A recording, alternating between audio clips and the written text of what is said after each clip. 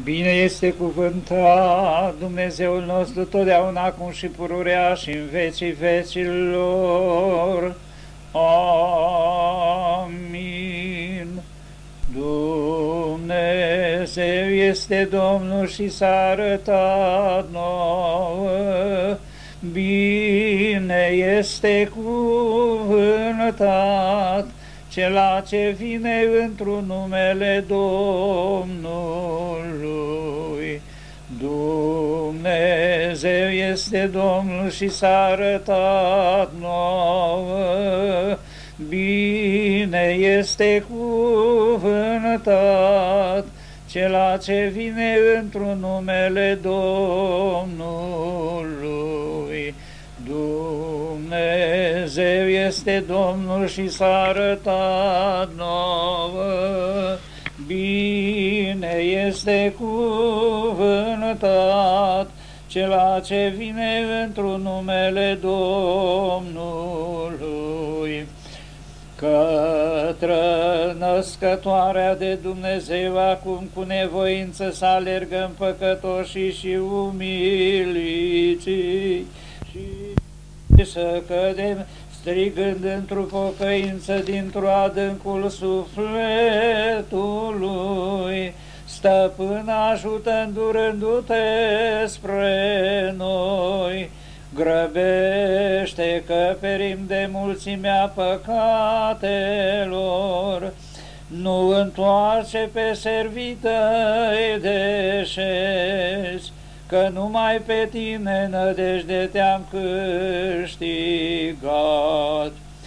Mărire Tatălui și Fiului și Sfântului Spirit, și acum și pururea și în vecii vecilor. Amin. Nu vom tăcea niciodată, născătoare de Dumnezeu, a grăi puterile tale noi nevrednicii, că de nu ai fi stat înainte rugându-te.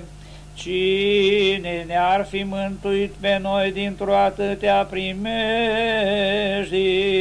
sau cine ne-ar fi păzit până acum liberi? Nu ne vom depărta de la tine, stăpână, pentru că tu mântuiești pe servităi, pururea din toate nevoile. Îndură-te spre noi, Dumnezeule, îndură-te spre noi. Apa trecând-o ca pe uscat, și din răutatea Egiptului scăpând Israeliteanul a strigat, Răscumpărătorului și Dumnezeului nostru să-i cântăm. Prea sfântă născătoare de Dumnezeu, mântuiește-ne pe noi. Pe tine, ceea ce ai născut pe Mântuitorul și Dumnezeu te rog, Fecioară, mântuiește-mă din nevoi, că la tine scăpând acum ridic și sufletul și cugetul. Mărire Tatălui și Fiului și Sfântului Spirit, și acum și pururea și în vecii vecilor. Amin. Fiind bolnav cu trupul și cu sufletul, învrednicește-mă de cercetarea cea dumnezeiască și de purtarea ta de grijă singură, Maica lui Dumnezeu, ca ceea ce ești bună și născătoarea celui bun. Îndură-te spre noi, Dumnezeule, îndură-te spre noi. Doamne, Făcătorule al celor deasupra crungului ceresc și întemeitor al bisericii, Tu mă întărește într-o iubirea Ta, că Tu ești marginea doririlor și întărirea credincioșilor, unule iubitorule de oameni, prea sfântă născătoare de Dumnezeu, mântuiește-ne pe noi. Ceea ce ai născut pe Făcătorul de bine, care le este cauza bunătăților, avuții afacerilor de bine izvorește-o tuturor, că toate le poți ca ceea ce ai născut pe Hristos cel puternic într-o tărie de Dumnezeu prea fericită. Mărire Tatălui și Fiului și Sfântului Spirit, și acum și pururea și în vecii vecilor. Amin. Cu neputințe cumplite și cu chinuri de boale fi încercat, Fecioară, Tu mi-ajută, că pe Tine te știu, visterie de vindecări nedeșertată și nesecată, ceea ce ești cu totul nepătată. Iară și iară cu pace Domnului să ne rugăm. Doamne, îndură-Te spre noi, Doamne, îndură-Te spre noi, Doamne, îndură-Te spre noi. Apără, mântuiește, miluiește și ne păzește, Dumnezeule, cu darul Tău. Doamne, îndură-Te spre noi, Doamne, îndură-Te spre noi, Doamne, îndură-Te spre noi. Pe preasfânta, curata, prea binecuvântata, mărita Doamna noastră de Dumnezeu născătoare și pururea Fecioara Maria cu toți Sfinții, pomenindu-o pe noi înșine și unul pe altul și toată viața noastră lui Hristos, Dumnezeu să o dăm Ție, Doamne, că milostiv și iubitor de oameni Dumnezeu ești, și Ție mărire înălțăm, Tatălui și Fiului și Sfântului Spirit, acum și pururea și în vecii vecilor. Amin. Îndură-Te spre noi, Dumnezeule, îndură-Te spre noi. Auzit am, Doamne, taina rânduierii Tale, cunoscut am lucrurile Tale și am preamărit Dumnezeirea Ta. Prea sfântă născătoare de Dumnezeu, mântuiește-ne pe noi, îndulcindu-ne prea curată cu darurile Tale, Ție cântare de mulțumită scântăm, noi cei ce cunoaștem pe Tine, Maica lui Dumnezeu. Mărire Tatălui și Fiului și Sfântului Spirit, și acum și pururea și în vecii vecilor. Amin. Sperare și zid al mântuirii nemișcat, câștigându-Te pe Tine, ceea ce ești întru tot lăudată, de tot năcazul ne mântuim.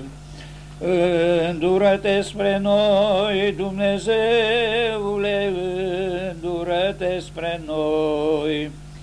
Luminează-ne cu poruncile Tale, Doamne, și cu brațul Tău cel înalt pacea Ta o dă nouă, iubitorule de oameni. Prea sfântă născătoare de Dumnezeu, mântuiește-ne pe noi. Cu strălucirea luminii Tale risipești negura greșelilor mele, dumnezeiască mireasă, ceea ce ai născut lumina cea dumnezeiască și veșnică. Mărire Tatălui și Fiului și Sfântului Spirit, și acum și pururea și în vecii vecilor. Amin. Vindecă neputințele patimilor mele curată, învrednicindu-mă cercetării Tale, și cu rugăciunile Tale dăruiește-mi sănătate. Îndură-te spre noi, Dumnezeule, îndură-te spre noi. Rugăciune voi vărsa către Domnul și Lui voi spune năcazurile mele, că de rele s-a umplut sufletul meu și viața mea s-a apropiat de iad. Și mă rog ca Iona din stricăciune, scoate-mă, Dumnezeule. Prea Sfântă Născătoare de Dumnezeu, mântuiește-ne pe noi, ca un zid de scăpare și mântuire de plină a sufletelor. Și desfătare într-un cazuri te-am câștigat pe tine, Fecioară, și de luminata pururea ne bucurăm, o stăpână, și acum mântuiește-ne de patim și de nevoi. Mărire Tatălui și Fiului și Sfântului Spirit, și acum și pururea și în vecii vecilor. Amin. În paza ca cum bolin și nu este vindecare trupului meu, ci mă rog celei bune care ai născut pe Dumnezeu și Mântuitorul lumii și Vindecătorul boalelor, ridică-mă din stricăciunea boalelor. Iară și iară cu pace Domnului să ne rugăm. Doamne, îndură-te spre noi, Doamne, îndură-te spre noi, Doamne, îndură-te spre noi. Apără, mântuiește, miluiește și ne păzește, Dumnezeule, cu darul Tău. Doamne, îndură-te spre noi, Doamne, îndură-te spre noi, Doamne, îndură-te spre noi. De preasfânta, curată, prea binecuvântată, mărită Doamna noastră de Dumnezeu născătoare și pururea Fecioara Maria cu toți Sfinții, pomenindu-o pe noi înșine și nu pe altul, și toată viața noastră lui Hristos, Dumnezeu să o dăm Ție, Doamne, că Tu ești împăratul păsii și mântuitorul sufletelor noastre, și Ție mărire înălțăm, Tatălui și Fiului și Sfântului Spirit, acum și pururea și în vecii vecilor. Amin. Ceea ce ești folositoare creștinilor neînfruntată, mijlocitoare către Făcătorul neschimbată, nu trece cu vederea glasurile cele de rugăciune ale păcătoșilor, ci aleargă ca o bună spre ajutorul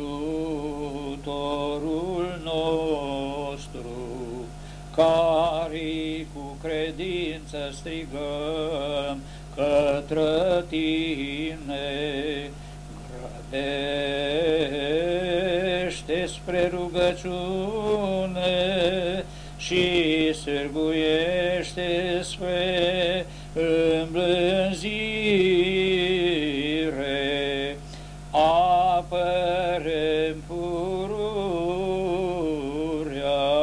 născătoarei de Dumnezeu, pe cei ce Te cinstesc pe Tine. Din tinerețele mele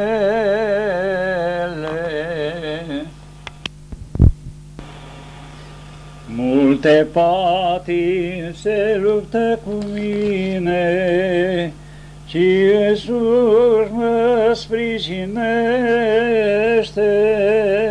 Mântuitorul meu, și mă mântuiește. ceea ce ură Sionul, rușinavă vezi de la Domnul, căci precum iarba de foc veți fi uscați. Mărire Tatălui și Fiului și Spiritului Sfânt, prin Spiritul Sfânt o sufletul viază și prin curăție se înalță, luminează-se prin unimea Treimei, cu sfințenie de taină, și acum și totdeauna, și în vecii vecilor. Amin.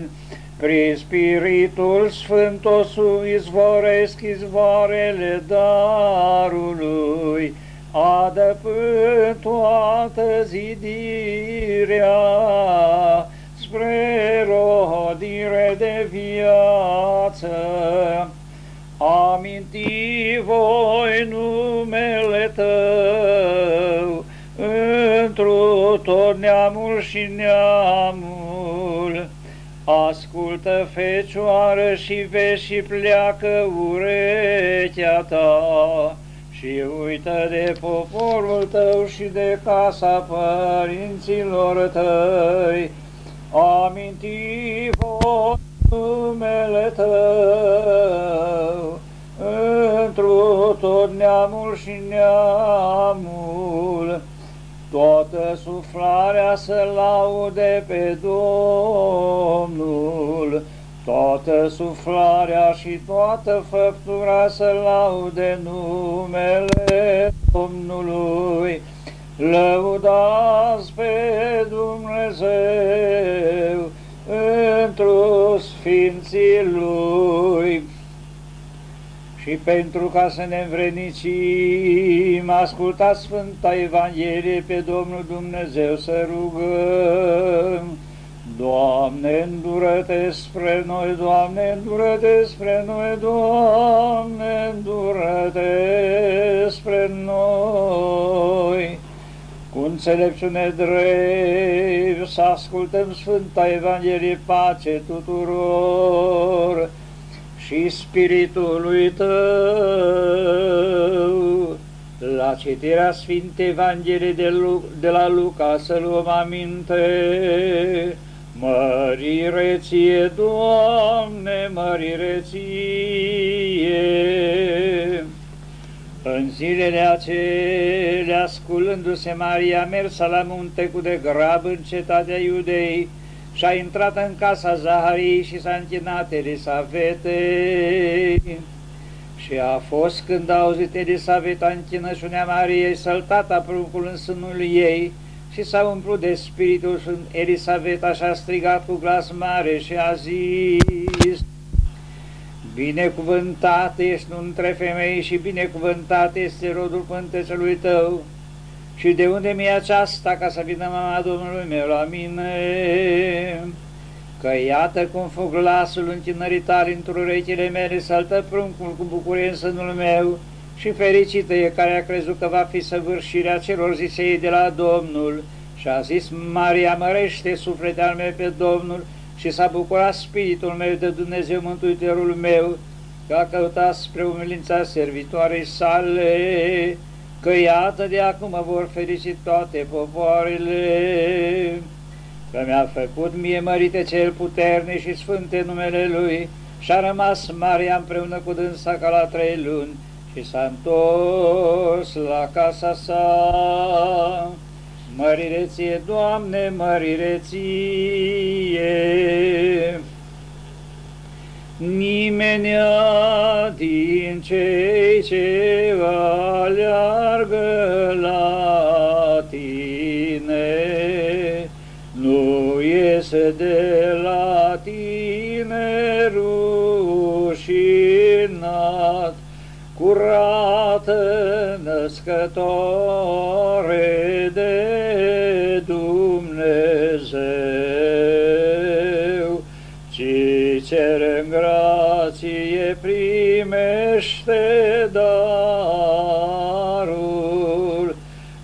întru folosul cererii. Cu mila și cu îndurări și cu iubirea de oameni au ne-a născut Fiului Tău, cu care împreună bine ești cuvântat cu preasfântul și bunul și de viață făcătul Tău Spirit, acum și pururea și în vecii vecilor. Amin. Îndură-te spre noi, Dumnezeule, îndură-te spre noi. Tinerii cei ce-au venit oarecând din Iudeea în Vavilon, cu credința treimii văpaia cuptorului au călcat cântând, Dumnezeul părinților noștri bine ești cuvântat. Prea Sfântă Născătoare de Dumnezeu, mântuiește-ne pe noi. Visterie de mântuire și izvor de nestricăciune, și turn de tărie și ușe de pocăință pe ce se te-a născut pe tine. Ai arătat-o celor ce strigă, Dumnezeul părinților noștri bine ești cuvântat. Mărire Tatălui și Fiului și Sfântului Spirit, și acum și pururea și în vecii vecilor. Amin. De boala trupurilor și de neputința sufletelor născătoare de Dumnezeu, pe cei ce vin către acoperământul Tău cel dumnezeiesc, învrednicește-i să se vindece ceea ce ai născut nouă pe Hristos Mântuitorul. Mărire ție, Hristoase, Dumnezeul nostru, mărire ție, pe Împăratul Ceresc pe care laudă oștile îngerești, lăudați-l și-l prea înălțați întru toți vecii. Prea Sfântă Născătoare de Dumnezeu, mântuiește-ne pe noi. Neputințele sufletului meu și durerile trupului vindești, Fecioară, ca să te mărți pe tine cea plină de dar.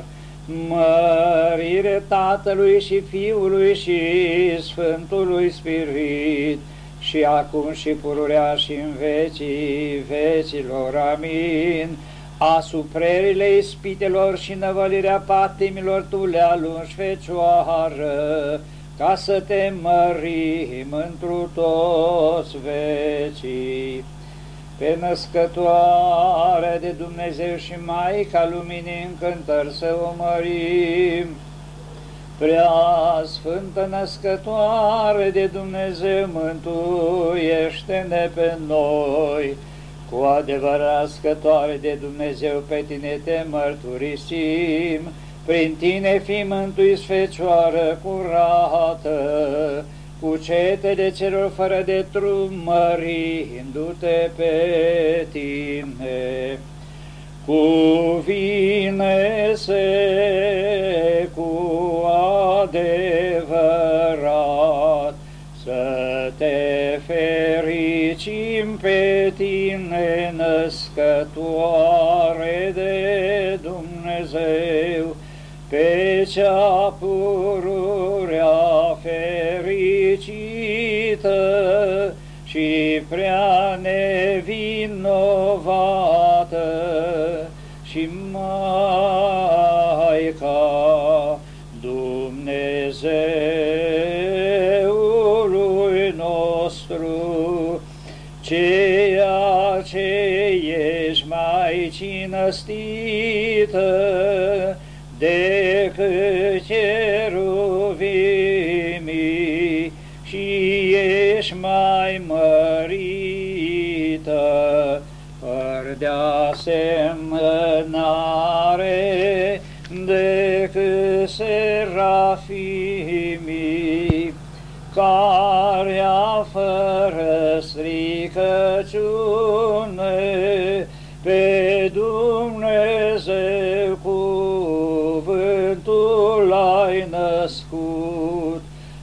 pe tine cea într-un adevăr născătoare de Dumnezeu te mărim. Iară și iară plecând genunchii să ne rugăm, Doamne, îndură-te spre noi, Doamne, îndură-te spre noi, Doamne, îndură-te spre noi. O, Doamna mea prea binecuvântată, folositoarea neamului omenesc, scăparea și mântuirea celor ce aleargă la Tine, știu adevărat, știu că foarte am păcătuit și te-am mâneat pe Tine prea îndurată, Doamnă, și pe cel născut cu din Tine, pe Dumnezeu cel bun, dar am multe chipuri ale acelora care mai înainte de mine au mâneat îndurarea Lui cea bună, pe fame și pe necurate și pe ceilalți păcătoși, cărora s-a dat iertare de păcate pentru părere de rău și mărturisire. Deci aceste miluite chipuri, punându-le înaintea ochilor sufletului meu celui greșit și privind spre atâta îndurarea lui Dumnezeu cea primită de dânsii, am îndrăznit și eu, păcătosul, să vin cu pocăință la îndurarea Ta cea bună, o prea îndurată, Doamnă. Dă mână de ajutor și cere la Fiul Tău și Dumnezeu iertarea păcatelor mele celor grele, crezi și mărturisesc că acela pe care L-ai născut Fiul Tău este adevărat Hristos, Fiul lui Dumnezeu celui viu, judecătorul viilor și al morților, care va să răsplătească fiecare după faptele Lui.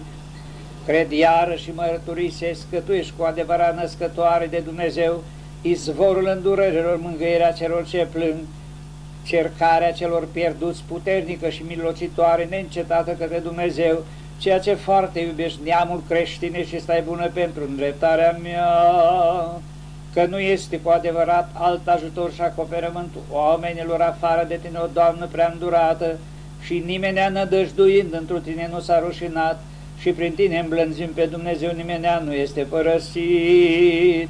Pentru aceasta rog bunătatea Ta cea nemăsurată, deschidem ușile îndurării Tale, celui ce am rătăcit și am căzut în noroiul adâncului. Nu te scârbi de mine întinatul, nu trece cu vederea rugăciunea mea păcătosului, nu mă lăsa pe mine ticălosul pe care într-o pierzare vrășmașul ce rău cu răutate m-a răpit, ci îmblânzește pentru mine pe înduratul Dumnezeu, Cel ce s-a născut din Tine, să ierte păcatele mele și să mântuiască din peirea mea, ca și eu cu toți cei ce au dobândit iertare, să cânt și să preamăresc îndurarea cea nemăsurată a lui Dumnezeu, celui născut din Tine, și neînfruntata folosința Ta așa spre mine în viața aceasta și în veacul cel de veci. Amin. Înțelepciune, binecuvintează, Părinte, Cel ce este binecuvântat Dumnezeul nostru, totdeauna, acum și pururea și în vecii vecilor. Amin. Întărește, Dumnezeule, sfânta și dreapta credința cucernicilor și drept credincioșilor creștini, împreună cu Sfântă Biserica aceasta, în vecii vecilor. Prea Sfântă Născătoare de Dumnezeu, mântuiește-ne pe noi. Ceea ce ești mai cinstită decât cheruvimii și mai mărită fără de asemănare decât serafimii, care a fără stricăciune pe Dumnezeu cuvântul l-ai născut, pe Tine cea într-o adevăr născătoare de Dumnezeu te mărim. Mărire Ție, Dumnezeul nostru, mărire Ție, mărire Tatălui și Fiului și Sfântului Spirit și acum și pururea și în vecii vecelor. Amin. Doamne, îndură-te spre noi, Doamne, îndură-te spre noi, Doamne, îndură-te spre noi. Într-un numele Domnului Părinte, binecuvintează Hristos, adevăratul Dumnezeul nostru, pentru rugăciunile preacurate mamei sale și ale tuturor sfinților, să ne miluiască, să ne mântuiască pe noi ca un bun și de oameni iubitor. Amin.